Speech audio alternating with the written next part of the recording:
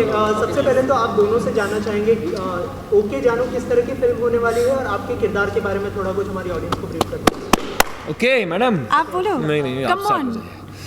Start ना अरे start. तो ओके जानू जो है is first and foremost a remake of a Tamil film okay Kanmani. Sorry, centre look है क्या? Okay. तो it's a remake of an Tamil film okay Kanmani and live in relationship के बारे में है। एंड जो दो कैरेक्टर्स हैं आदि एंड तारा, हम काफ़ी क्लियर है फिल्म में कि हम शादी नहीं करना चाहते एंड लेकिन हम एक दूसरे के साथ रहना चाहते हैं। सो इट्स अबाउट हमारे दोनों कैरेक्टर्स काफ़ी करियर ओरिएंटेड है। हाँ जी। हम दोनों को बाहर जाके काम करना है। She wants to go to Paris, I want to go to America. तो हम एक रिलेशनशिप में है पर उनको एक नाम नहीं देना चाहते हैं, उसको एक एक परमानेंट कमिट नहीं करना चाहते एक दूसरे को, because we want to we have big aspirations. तो इसलिए हमारे मूवी का टैग लाइन है फिगर आउट कर लेंगे, क्योंकि these people are also figuring it out. अच्छा, इसके अलावा आशिकी 2 के लंबे समय के बाद ये जोड़ी फिर से स्क्रीन पर आने वाली है, तो इतना लंबा समय क्यों लगा? और ऑडियंस काफ़ी मतलब चाहती थी कि आप दोनों साथ में हैं, तो इतना लंबा समय क्यों लगा? सिर्फ यही स्टोरी? आई थिंक गैप देना भी ज़रूरी है, क्योंकि if we keep coming year after year with every film तो शायद लोग बोर भी हो सकते हैं। तो it's important to give a bit of a gap. But actually ये रीज़न नहीं थी, हम दोनों को ऐसी कोई फिल्म या स्क्रिप्ट ऑफर नहीं हुई थी जिससे हम दोनों को पसंद आई। हाँ, तो वी फेल्ट कि ये फिल्म हम दोनों के लिए परफेक्ट थी, क्योंकि ये आशिकी से काफ़ी अलग फिल्म है and we were getting a chance to try something new as a couple. अच्छा, ओके कलमाड़ी जो है काफ़ी ब्लॉकबस्टर फिल्म थी, तो कहीं ना कहीं प्रेशर था मतलब किरदार प्ले करने से पहले कि काफ़ी अच्छा कर चुकी है पहले फिल्म, तो इस बात को लेकर कितना प्रेशर था और कितनी मेहनत की इस किरदार को लेकर, क्या प्रिपरेशन थी? आई थिंक उस वजह से, क्योंकि वो सुपर हिट फिल्म थी, हमको एक कॉन्फिडेंस भी मिली थी कि ये फिल्म एक्सेप्ट हुई है साउथ में, लोगों को पसंद आई है। तो we got a lot of confidence because of that. We felt कि यार it's better than making a remake of a flop film, because आपको पता है कि already it's been accepted. Over and above that of course एक responsibility है, but कोई भी फिल्म हो, जब आप शुरुआत कर रहे हैं प्रेशर तो है ही, नर्वस हर एक एक्टर आई थिंक फील करता है, डायरेक्टर फील करता है, जो इम्पॉर्टेंट है आई थिंक। तो this was no different, but definitely लोगों को ओके कणमणि बहुत पसंद आई, दे लव दैट फिल्म। कोशिश करेंगे दोनों फिल्मों को, तो लोग तो कंपेयर करने ही वाले हैं, that you can't stop and वो नेचुरल है, बट आई होप कि we just meet our own expectations. Absolutely. पर लेकिन जैसे इन्होंने कहा कि प्रेशर एक्चुअली हर फिल्म के साथ यू फील कि डेफिनेटली जो ऑडियंसेस है वो एक एक्सपेक्टेशन रखती हैं, दे होप कि आप दोबारा उन्हें एंटरटेन कर पाए एंड तो वो एक्चुअली हर फिल्म के पहले तो pressure is definitely that. Film की कहानी जो है लिविंग रिलेशनशिप है, तो आप दोनों इस बात में कितना बिलीव करते हैं? पहले आदि से स्टार्ट करते हैं, तो आप इस बारे में कुछ बताइए कि आप इस बात में कितना बिलीव करते हैं और कितना सही मानते हैं लिविंग रिलेशनशिप में? आई थिंक ये कुछ सही या गलत नहीं है। आई थिंक ये इंडिविजुअल के ऊपर डिपेंड होता है। I think live in relationship पे इतने फिल्में बन रही हैं क्योंकि ये सोसाइटी में ये चीज़ अभी हो रही है।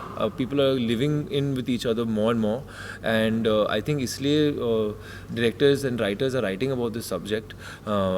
मेरे काफ़ी फ्रेंड्स हैं जो लिव इन रिलेशनशिप्स में रहे हैं एंड कोई के लिए ये वर्कआउट हुआ है and for some people is not worked out, but I don't feel कि ये नेगेटिव चीज़ है एंड आई डोंट बिलीव कि इससे शादी से कुछ लेना देना है। If people want to get married they get married, if they want to live in with each other, एक दूसरे को अच्छी तरीके से जानने के लिए साथ में रहना चाहते हैं, तो I feel there is nothing wrong with it. Shraddha, what about you? I actually agree with him. जो इन्होंने कहा मैं बिल्कुल इन एग्रीमेंट हूँ इस बात से। आई थिंक कि हमारी फिल्म के थ्रू ये एक बहुत ही इंटरेस्टिंग तरीके से दिखाया जाएगा। जो नसीर सर है और लीला मैम है, उनके भी कैरेक्टर्स जो है उनके वो कैसे देखते हैं लिव इन रिलेशनशिप को, हम दोनों कैसे, हमारे कैरेक्टर्स कैसे देखते हैं। और वो दोनों एक बहुत ही लविंग और सक्सेसफुल शादी में है, तो जी we observe their characters, they observe us. They observe us. या या अच्छा, इसके अलावा लाइफ में कोई ऐसा फ्रेंड हो या फिर ऐसे कोई एक्सपीरियंस हुआ है आपकी लाइफ में लिव इन रिलेशनशिप को लेकर, कोई ऐसा कोई किस्सा जो शेयर करना चाहे आप? नहीं, actually I think we both never been in a live in relationship before, तो आई थिंक वो एक्सपीरियंस होने के बाद ही मैं कुछ बोल पाता बाद ही पता चलेगा। है ना?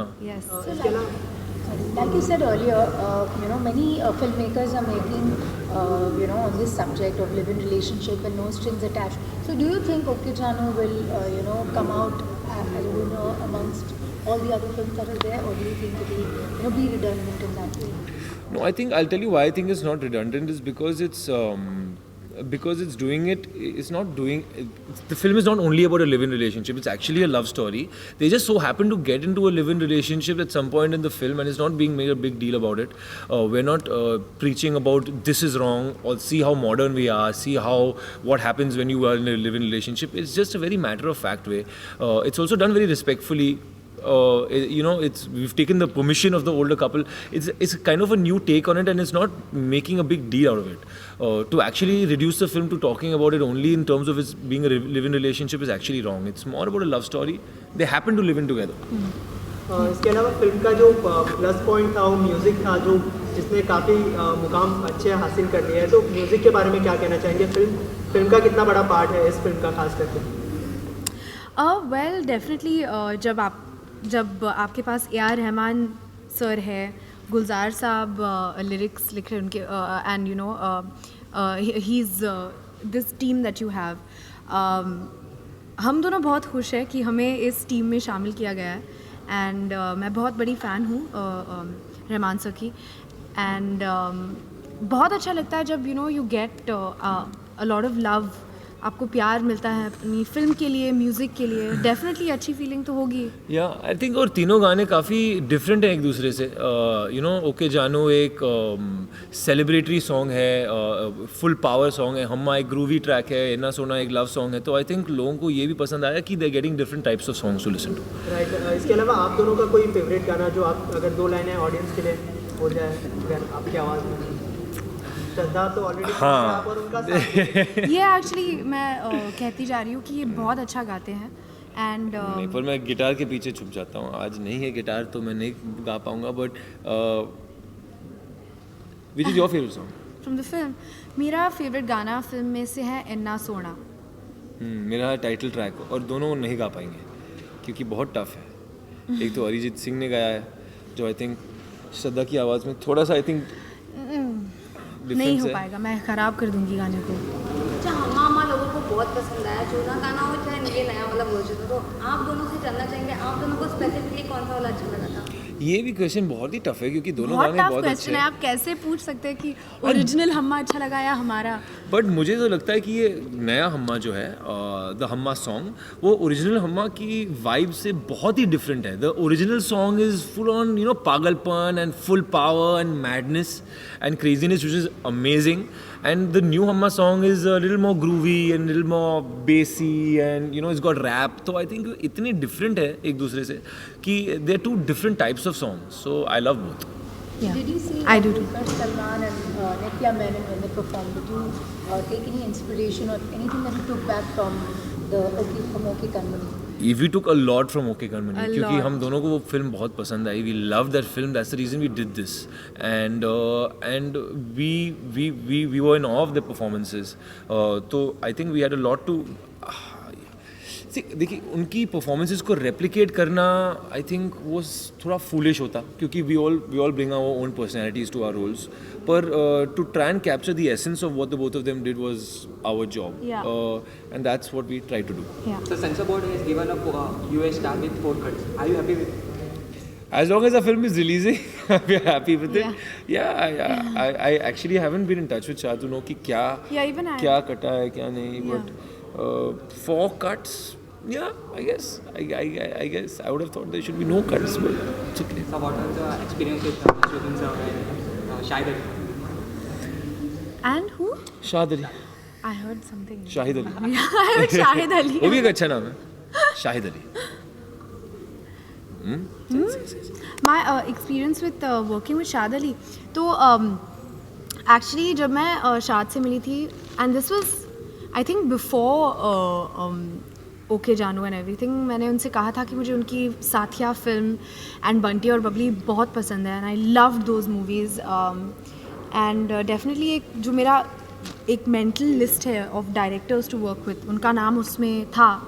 तो बहुत अच्छा लगा जब he offered me okay Jaanu and it's been a blast working with him. उनका जो एनर्जी है सेट पे वो बहुत ही कंटेजियस है, बहुत एनर्जेटिक है वो सेट पे, तो पूरा जो उनकी एनर्जी है वो स्प्रेड हो जाती है सब में, सो इट्स ग्रेट। या एज एन एक्टर वो आपको बहुत फ्रीडम देता है and he makes you feel कि you should be spontaneous, he wants you to try different things and as an actor आप कभी ये नहीं फील कर रहे हो कि आप you are being judged, you are going to be laughed at, तो वो बहुत इंपॉर्टेंट है as an actor. And what was the other question? Shad and Naseer sir तो क्या कहाँ से शुरू करें? जब हम काम कर रहे थे उनके साथ ऐसे लग रहा है कि हम स्कूल पे जा रहे हैं, we are just there to learn something, क्योंकि वो नहीं क्या है कि he is such a senior actor, वो बहुत ही प्रिपेयर्ड आते हैं सेट पे, you know he knows what the scene is about, everything, वो बहुत, he comes very prepared and that was something also to learn and वो जानते हैं कि जब वो कोई जूनियर एक्टर्स के साथ काम कर रहे हैं तो they are going to be intimidated of him, और वो शायद वो सीन के लिए अच्छी बात नहीं हो सकती है because on screen you are not suppose to be, तो वो you know he makes the mood around the set very nice and very happy कि एवरीवन फील्स कि very comfortable around him. But tension तो होता है यार। अब Naseer sir के सामने बैठ के आप डायलॉग बोल रहे हो, you want to try rehearsal and say yes, और definitely quite a great experience. हमने फिल्मों में देखा है कि वो कितने बेहतरीन एक्टर है, और जब आप एक्चुअली देखते हैं कि आप उनके साथ शूट कर रहे हैं and you doing a scene with him, so you actually get to see कि यू नो वो इतने एफर्टलेसली कमाल की एक्टिंग कर लेते हैं। आदि इसके अलावा लॉन्ग टाइम हो गया आपने हिट डिलीवर नहीं की है, तो ये आपके लिए काफ़ी इंपॉर्टेंट फिल्म है, आप ऐसा मानते हैं? डेफिनेटली बहुत ही इंपॉर्टेंट फिल्म है मेरे लिए। मेरी लास्ट फिल्म फितूर नहीं चली and Daawat also didn't do so well, तो फिल्म मेकिंग एक बिजनेस है और at the end of the day आपकी films you know box office पे सक्सेस तो होना ही चाहिए, तो आई फील कि every film is important, but I feel definitely जो आप कह रहे हैं वो सही है, it's an important film for me, तो just hope that it works. अच्छा, लास्टली बॉलीवुड में एक बड़ा सितारा खो दिया है ओम पुरी जी, तो उनके बारे में अगर एक एक करके कुछ कहना चाहे आप? Well, definitely it was a sudden news and shocking news to hear. And I had the honor to work with him in 2 films actually, in London Dreams and in Action Replay. And I just remember being blown away by what an amazing actor he was and how lovely he was to be around. Yeah, and I've heard, you know, बहुत लोग great sense of humor. जो उनसे मिलते थे would say that कि he used to be a very happy, nice, energy, lovely person. Very funny and and everyone knows how amazing an actor he is. So we've lost a great, and I hope his family finds peace. That's all. Thank you. Thank you guys.